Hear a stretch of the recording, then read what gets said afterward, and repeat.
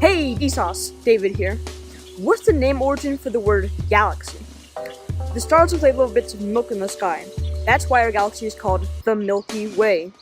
Milk has lactose. Lactose is lactic. That's where we get the word galactic.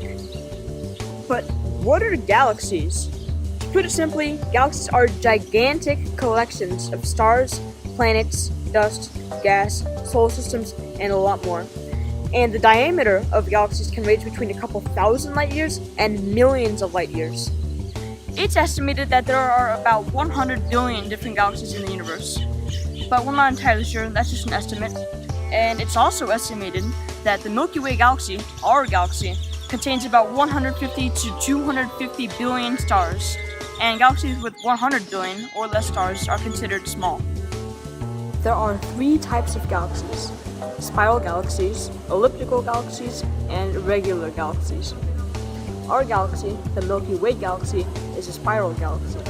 Elliptical galaxies are, elliptical, and irregular galaxies have unique appearances and designs. Let's talk more on the subject of the Milky Way size.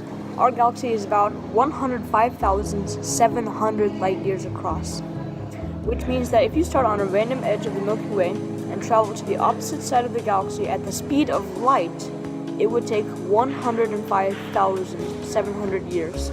That's a lot of time for being the fastest thing in the universe. And like I said before, this galaxy, the Milky Way, has about 150 to 250 billion stars. Our galaxy is gigantic, and most stars are spread out between several light years. And there are galaxies that are multiple times larger than ours. Now let's talk about the biggest galaxy known to us, IC 1101. Here's the comparison with our galaxy, the Milky Way, Andromeda, M87, which is another gigantic galaxy, and IC 1101. But that graph only compares IC 1101 to other galaxies, and it doesn't really quite define how big IC 1101 actually is. And some estimates have concluded that the diameter of IC 1101 is 6 million light years across. If you started at an edge of IC 1101 and traveled to the other side of the galaxy at the speed of light, it would take 6 million years.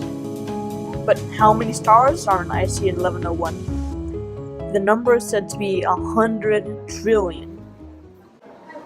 It's said that everything in the universe spins. But how do galaxies spin? Galaxies spin with gravity. Clouds of gas would be gravitationally attracted to each other, which means that the gas would come together because of their gravity. Stars would form from all the gas. These groups of stars would also come together by gravity. They would start to rotate in a disk with a center of mass. With speed, the stars would squish together flat, creating a disk with a full bulge as the center of the disk. The galaxies would continue to spin for the rest of their lifetimes. The gas, dust, stars, and everything spins around the galaxy at around 168 miles per second. And because of this, our solar system orbits the galaxy once every 225 million years. The nearest galaxy to the Milky Way is Andromeda. Andromeda is a few million light years away, and it's a bit bigger than the Milky Way. Andromeda is currently on a collision course with our galaxy.